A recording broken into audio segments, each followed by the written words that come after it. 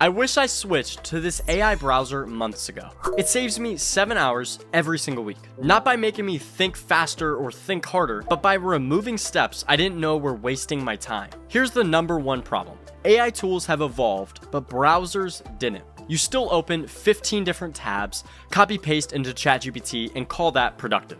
But you're wasting so much time because of the friction. And once I saw how much time I was losing, I couldn't unsee it. Until Neo. Now let me show you what changed. Normally, research looks like this. You search, you open a tab, you skim, you copy the link, you paste it into ChatGPT, you get back context, you have to transfer the context somewhere else. There's so many steps. With Neo, I just hover over the link and the context shows immediately. So let's say I'm researching AI productivity videos for 2026. I see a link titled, "The Best AI Tools for 2026. Instead of opening it, I just hover. Neo shows me a summary. The browser compares ChatGPT to Gemini to Claude. The key point was that ChatGPT works for quick wins, Claude works for deep thinking, and here's exactly why. There's no new tab, there's no scrolling, and there's no cognitive reset by having to constantly click in and click out. I stay oriented because I can decide within 3 seconds whether or not I should open the article. That alone shaved hours off of my week. I cut out 30 to 45 minutes a day of constantly researching different video ideas.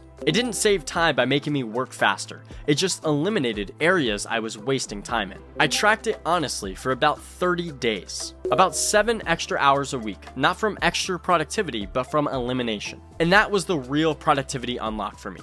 But here's exactly what clicked. I was researching new hooks for a video script. Normally, I would go through and read the entire article and try to dissect way more meaning than I needed. Oftentimes, these articles would leave me disappointed because it was just surface level information. But with Neo, I just hover over the article and I can instantly dissect whether or not this goes deep enough for me to spend my time on. Or I can ask it to summarize, provide how I could exactly use these tips on my YouTube channel, and provide me their contrarian take. The AI already knows the page. It doesn't need any prompting. It doesn't need much guidance. It really feels a lot less like using AI and more like an upgrade to an already great browser. This next part honestly surprised me. Neo has a personalized feed, but not like social media does. It's based on your actual browsing habits. So, as you guys know, I've been researching a lot about AI and productivity strategies. When I open a new tab, Neo is going to automatically feed me a bunch of different resources on AI tools, on productivity, on YouTube channels, automatically given to my face rather than me having to spend time thinking about what I want to look at. It's not algorithmic noise, it's a signal to send me directly into work rather than maybe doom scrolling on the internet. And here's the key that turns this from neat to an actual useful tool. You can control what shows up in the settings. You can manage your exact interests. Add topics you want to see more of, remove topics that you don't want to see. The feed stays relevant because you are in control of what relevant actually looks like. I used to spend my mornings drowning in Reddit news, Twitter, a bunch of different articles, but now I just open a new tab and Neo automatically updates me on everything I need. That was the sleeper feature that honestly got me to reach out to Neo in the first place. Neo is sponsoring this video, but I only talk about tools I actually use every day. There's a link in the description you can use to sign up if you want to.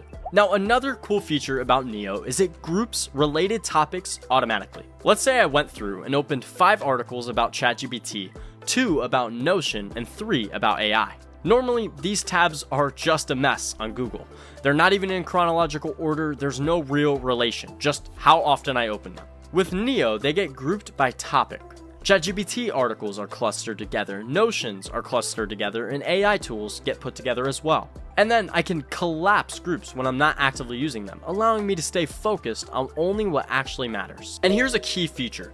Tabs I haven't used in 10 minutes start to fade out visually. They don't go away completely, but it reduces the visual clutter on the browser. Now, here's the number one feature about Neo, and I saved it for the end for those of you who are the most interested. Neo remembers what I'm working on across sessions. Yesterday, I was researching retention tactics for scripts. Today, when I ask, what did I learn yesterday about retention, Neo's gonna give me a summary of the articles I looked at and the information it pulled. I didn't have to remember what article it was, what time I looked at it, what it was even about. Neo automatically does that for me, so I can catch right back up to date, right to where I was. Now, if you're worried about data security, don't be afraid. You can turn off memory inside of the settings. You can also see exactly what it decides to remember, so you can delete just a few sections if you don't want that remembered by Neo. This is honestly the first time I've seen a browser like this at all. It feels like true AI memory, not surveillance. So you don't need perfect capture or elaborate systems to be more productive.